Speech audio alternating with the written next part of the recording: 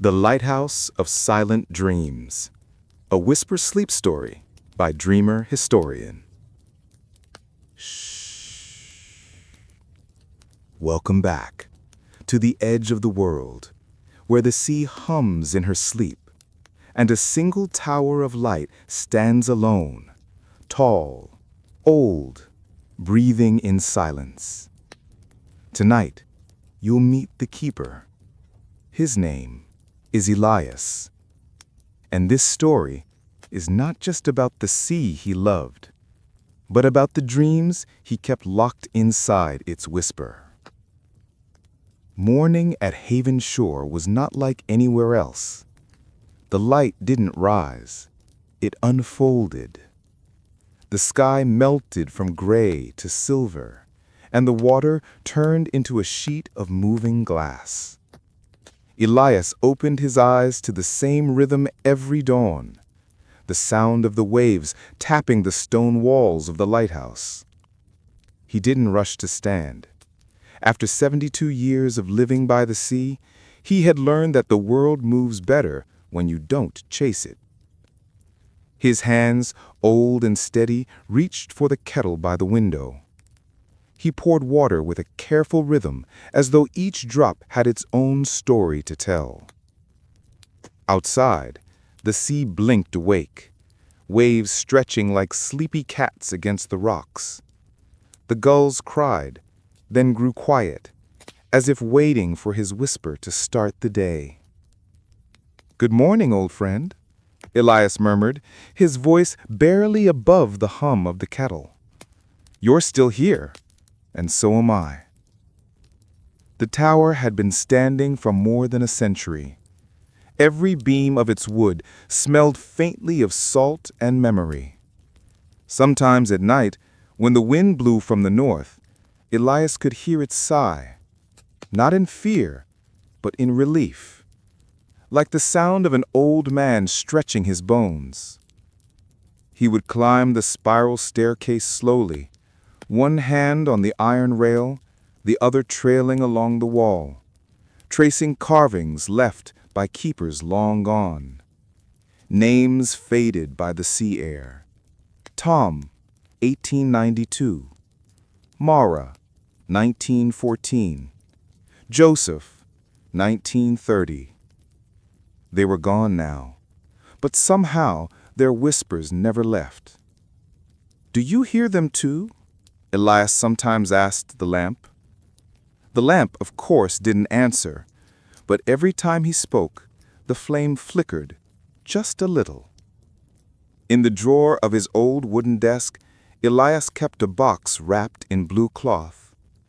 Inside were dozens of letters, all written in his careful, looping handwriting. But none of them had ever been sent. The first was to his wife, Clara. She had passed away 40 years ago, before the sea took on its quieter mood. "Dear Clara," one began, "the sea was kind tonight. She didn't roar, she just hummed. The same tune you used to hum when you baked bread. Sometimes I think the ocean borrowed your voice." Another letter was addressed to no one. It began with, "To whoever finds this tower after me. If you listen closely, you'll hear that the sea is alive." He paused as he wrote it, listening to the gentle crash of the tide outside. "She has moods. She has memory.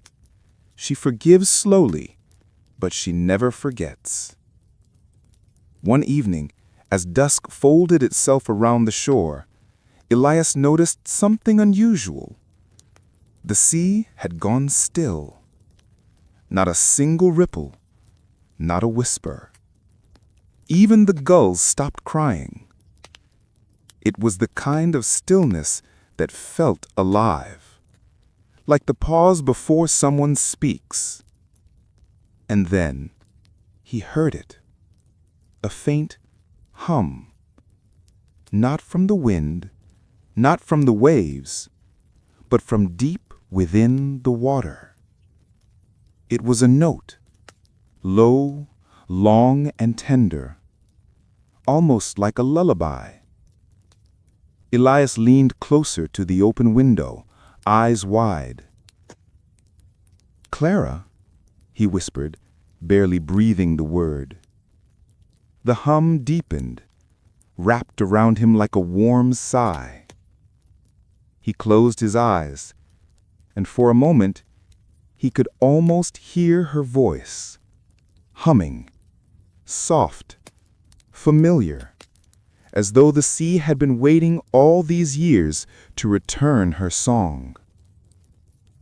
The night grew older, and the soft hum of the sea turned into rain, tapping gently against the glass. Elias sat by his desk, the lamplight drawing a circle of warmth around the worn wood and the letters he had written. His eyes drifted to the bottom drawer, one he hadn't opened in years.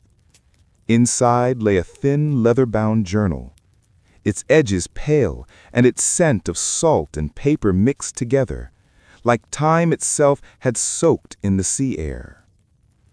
He opened it slowly. The first page was blank, but the second carried faint, uneven lines, written in a hand that was not his. The handwriting belonged to Clara. "Elias, if you ever find this, it means I'm already part of the ocean you love so much. Don't be sad, my love. The sea doesn't take, it returns. In whispers, in waves, in dreams." His throat tightened. The whisper in his heart trembled. The rain outside began to fall harder, like the world had started reading the letter with him. He traced her name with one trembling finger. "Clara, it's been so long," he murmured. And the flame in the lantern flickered twice, like a soft reply. Sometimes when Elias closed his eyes, he could still smell her, the scent of lavender and salt. He remembered how she used to sit by the shoreline, sketching the horizon, saying that the sky was a diary no one finishes. He remembered her laughter when the gulls stole her breadcrumbs, her hands reaching out, the sunlight caught in her hair.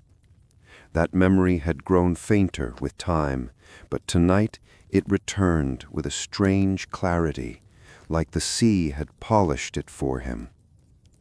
Outside, the tide rose high, and for the briefest moment he thought he saw her silhouette standing near the rocks, her white dress glowing softly in the mist.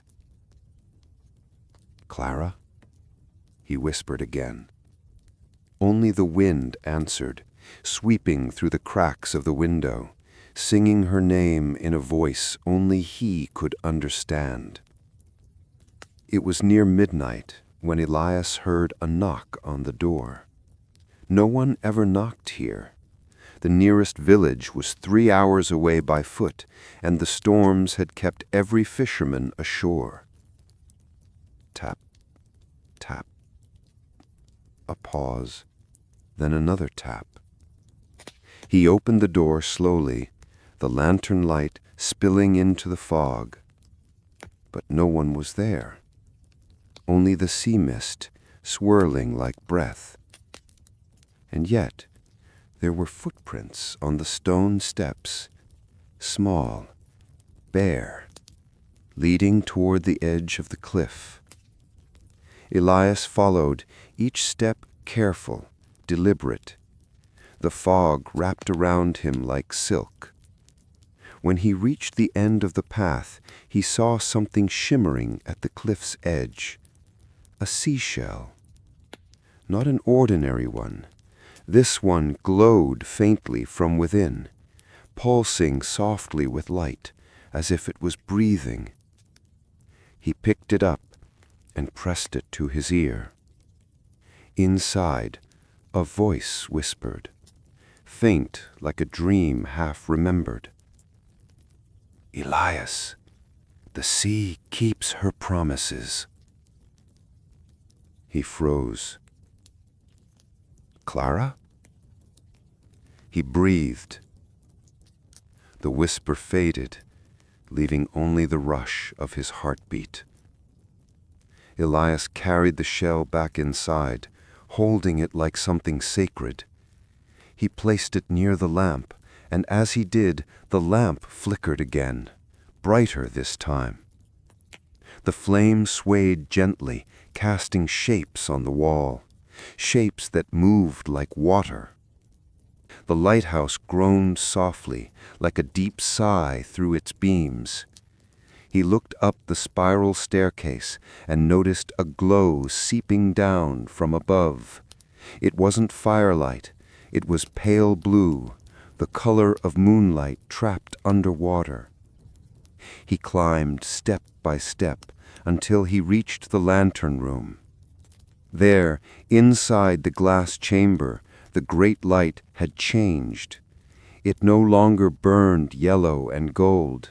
It shimmered in shifting shades of silver and blue, like the sea had found its way inside the glass. And when he looked closer, he saw her. Not a reflection, but a figure moving gently in the light, smiling, as if she'd never left. Clara. He didn't speak. Neither did she.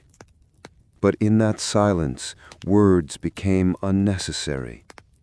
Her image swayed with the rhythm of the waves, her eyes warm, endless. He stepped closer, his breath fogging the glass. "Is it really you?" he whispered. The light pulsed once, twice, as though the lighthouse itself answered, "Yes." A tear rolled down his cheek. "You waited," he said softly. The sea outside rose higher, not in fury, but in welcome. The sound of the waves became a heartbeat, the tower a lung of light, and for a moment he felt it. The world breathing with him, the ocean alive beneath his feet, the boundary between dream and waking fading away. When dawn finally touched the horizon, the glow inside the lantern dimmed. Elias was still standing there, his eyes half closed, the shell still in his hand. The storm had passed, the sea was calm again, softer than he had ever seen it. He went back downstairs, sat on his old chair by the window, and watched the first light of day break gently across the water. "Thank you," he whispered. He closed his eyes. His breath slowed. Outside, the lighthouse glowed once more, steady, eternal. And if anyone had been near enough to listen, they might have heard a faint hum, deep in the rhythm of the sea, singing him to sleep. The night had come quietly, like a sigh from the deep sea. Elias sat by the round window, the glow of his lantern trembling on the wall. The waves whispered just as they always did, but tonight something was different. He could feel it, in the way the tide seemed to breathe, slow and heavy. The air carried a strange hum, almost like a heartbeat buried underwater. He whispered to himself, "The sea is not sleeping tonight." The pages of his weathered journal fluttered open, as if unseen hands wanted him to write. He dipped his pen into ink, and the words came on their own. "The ocean remembers." Elias froze. He hadn't written those words. The ink had. The flickered. Shadows danced across the old stone wall, and in the far distance, a faint light blinked on the horizon. Not the usual ship light. No, this one shimmered like moonlight caught inside glass, soft, blue, and alive. He rose slowly, every movement echoing through the silent room. The sound of his footsteps on the wooden floor seemed louder than usual. Outside, the wind shifted, carrying with it a faint voice. Not quite human, not quite wind. Keeper of the light, can you hear me? Elias's breath caught in his chest. He pressed his ear to the glass, eyes searching the restless sea. But there was only fog, thick, silver, and breathing. He whispered back, trembling slightly, "Who's there?" For a long moment, nothing. Only waves, only the sigh of the lighthouse. Then, a whisper again, closer this time, softer. "Don't be afraid, Elias. The sea remembers you." He stumbled back, heart racing. No one knew his name. Not here, not anymore. He'd been alone for years. He ran to the staircase, climbing toward the lantern room. The higher he went, the louder the whispers became, a soft chorus of voices like memories caught in water. At the top, the great glass lens stood silent, its light dim, waiting. Elias placed a trembling hand on the brass railing and whispered, "If this is a dream, let me not wake." He turned the crank. The light came alive, flooding the room with silver and gold. And through the spinning glass, he saw it, a ship, or perhaps the ghost of one, emerging through the mist. Its sails were torn, glowing faintly blue, and figures moved upon its deck, transparent, drifting, lost. They were not of this world.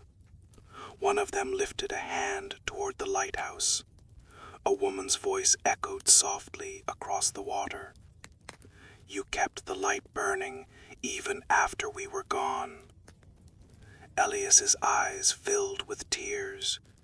He remembered now, the storm, the wreck, the night long ago when the sea swallowed everything. He was the keeper. He had tried to save them. And the sea had never forgotten. He sank to his knees, whispering, "Forgive me. I tried to keep the light." The ghostly woman smiled, a faint shimmer in the dark. "You did. That's why we found our way home." The ship began to fade, its light dissolving into the fog, until there was only silence. Only the heartbeat of the ocean remained, and Elias, alone, yet not lonely. He sat by the lantern, breathing in the salt and the stillness. The lighthouse hummed softly, like a living thing. And for the first time in years, Elias closed his eyes and felt the sea whisper him to sleep. When Elias opened his eyes again, he wasn't sure if he had fallen asleep or if the sea had simply pulled him into another dream. The air felt thick, soft, and heavy with the scent of salt and rain. He was standing on the shore below the lighthouse, barefoot, the sand cold beneath his feet. The moon above looked larger than ever, as if it was watching him, breathing with him. The waves rolled gently forward, and every time they touched his feet, he heard a voice, soft, gentle, familiar, like someone whispering inside his memory. You never left us, Elias. You only forgot. He turned. No one there. Only mist, silver threads swirling like smoke, and within them faint faces, smiling, sad, fading before he could recognize them. He whispered into the air, "Where are you?" And the sea replied, not in words, but in rhythm, a deep pulse beneath the water, a vibration that seemed to call his name. He walked toward it. Each step into the tide felt lighter, as if the water were lifting him rather than pulling him down. When he looked back, the lighthouse stood far behind, its golden light still turning, still watching, a silent guardian of his soul. He kept walking until the world around him began to blur, the stars melting into waves, the horizon dissolving into a soft blue glow. And then he was beneath, not drowning, floating in the space between time and tide. The water wasn't cold anymore. It was warm like breath. Around him lights shimmered, tiny blue flames, like memories suspended in the deep. He reached out, and one of them touched his hand, and suddenly he could see. He saw the night of the storm, the ship tearing against the rocks, men shouting, a woman clutching a child, and the light from the lighthouse, his light, flickering desperately through the rain. He remembered how the wind had screamed that night, how he had run barefoot through the storm, trying to relight the flame. "Stay bright," he had whispered then. "Stay alive." And now, years later, the sea whispered it back. "You did." He floated there, tears blending with the salt water around him, and from the shimmering blue lights, voices began to emerge, hundreds of them, soft, grateful, peaceful. "We followed your light. We found our way. You were our guide." The voices surrounded him like a lullaby. Elias closed his eyes, and for the first time, the grief inside him began to loosen. He whispered back, "Then I am no longer alone." The ocean seemed to sigh, a gentle, endless breath, and then, out of the deep, a soft figure appeared, a woman made of light and tide, her eyes glowing with warmth. "Do you remember me?" she asked. Elias hesitated. Her face flickered like a candle's flame, familiar yet distant. "You were on the ship. You were holding the child." She smiled, and the water around her rippled with golden light. "Yes," she said, "and tonight the sea has brought us home." She reached out a hand. When Elias touched it, the world around them dissolved, and they stood again beneath the lighthouse, though it no longer looked like stone. It shimmered, as if built from the dreams of all who ever sought its light. The woman spoke again, her voice like wind through glass. "Every light you ever kept alive still burns, even in dreams. The sea carries them all." She turned toward the horizon. There, the morning light was breaking, soft pink and silver spilling across the waves. "Go back, keeper," she whispered. "The living still need the light. Elias nodded. He looked once more at the sea, calm now, like a mirror. And as he stepped back toward the lighthouse, his feet touched the shore again, solid, real, warm under the newborn sun. He looked down. In the sand beside him, a seashell glowed faintly, whispering with the echo of her voice. He smiled. "Thank you," he murmured. "I'll keep the light burning." The dawn came quietly over the sea. The air was still, almost sacred, as if the world itself was holding its breath. Elias stood on the balcony of the lighthouse, the old lantern gleaming softly behind him, its golden glow melting into the pale sunrise. He hadn't slept, but he wasn't tired either. He felt weightless. The memories of the night drifted through his mind, the whispers beneath the waves, the faces made of light, and the woman who had spoken his name like it was a prayer. He looked down at the seashell he had found on the shore. It still shimmered faintly, and when he held it close to his ear, he heard a heartbeat, slow, rhythmic, eternal.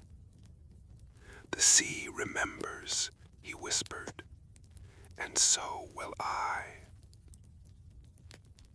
For hours he walked through the lighthouse, touching the walls as though greeting old friends. Every sound, every creak of the wood, every hum of the lantern gears felt alive. He climbed to the very top, where the glass dome caught the sunlight like a crown. Below him the ocean spread in endless silver waves. It looked calm now, but he could feel its pulse beneath the surface. Elias whispered, "You kept me company all these years, didn't you?" A faint wind brushed past him, curling around his hand like a gentle answer. He sat beside the great lens, watching the light shift across the sea. And in that stillness a thought came softly, not his own, but placed in his mind like a feather. Every light has a time to burn, every keeper a time to rest. He smiled. There was no fear in him anymore, only peace. He wrote one last line in his journal. "If you ever lose your way, follow the whisper of the waves. They'll lead you to the light that never fades."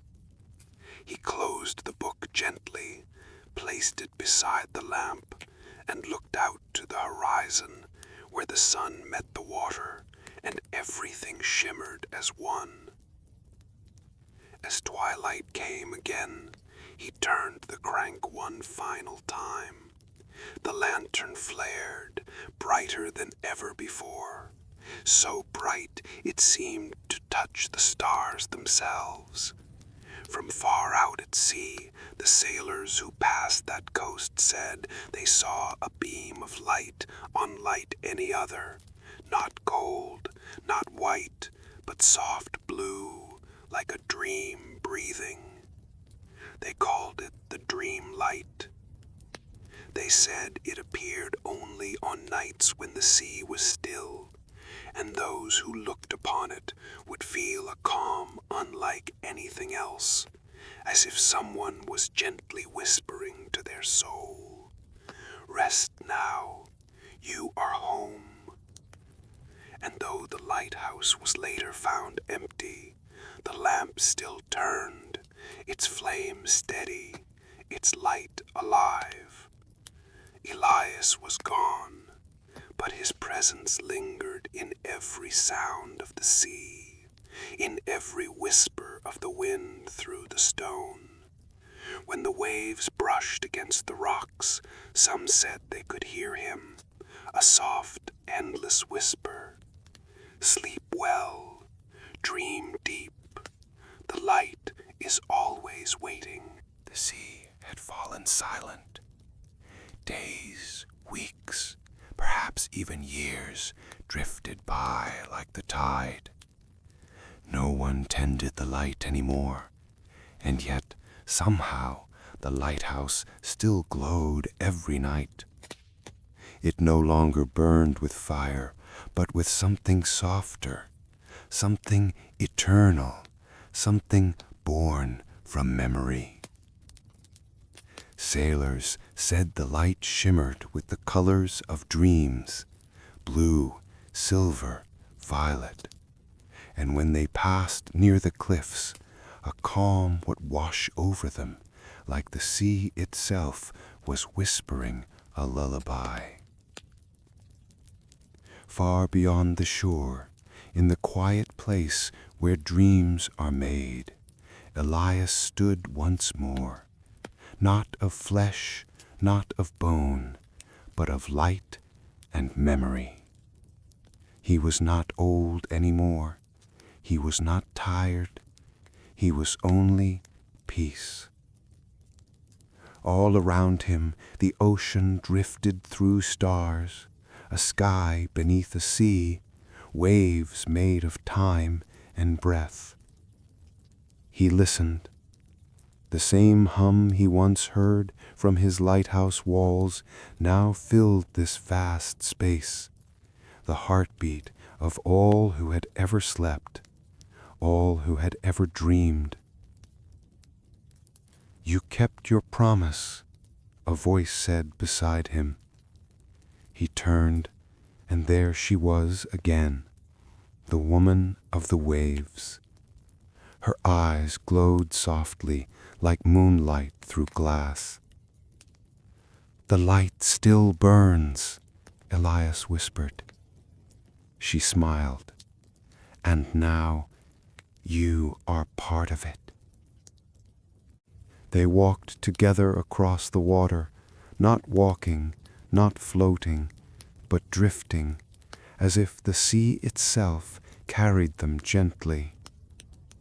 Beneath them, shapes shimmered in the deep, children asleep, dreamers breathing slow, hearts glowing faintly with the same blue light. Elias watched them with quiet awe. "Who are they?" he asked. "They are the ones who still search. They are the restless, the sleepless, the ones who wait for peace."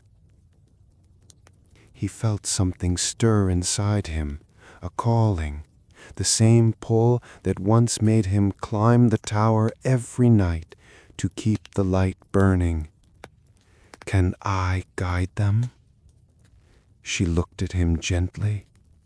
"That's why you're here." From that moment, Elias understood.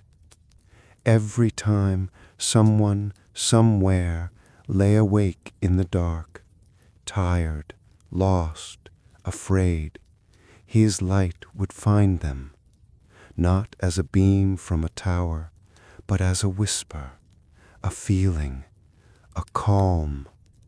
When they closed their eyes and the sound of waves filled their mind, they would see him, a faint figure beside a lantern, smiling through the mist. "Rest now," he would whisper. "The storm is over." And they would sleep. Sometimes in the far distance of dreams, you could still see the lighthouse, standing tall on the edge of the world, its glass glowing with that same blue calm. And if you listened closely, you could hear the sea speaking. For every soul that seeks the light, there will always be a keeper. The stars faded, the sea exhaled, and the dream light turned slowly through the night, forever keeping watch over the sleepers of the world.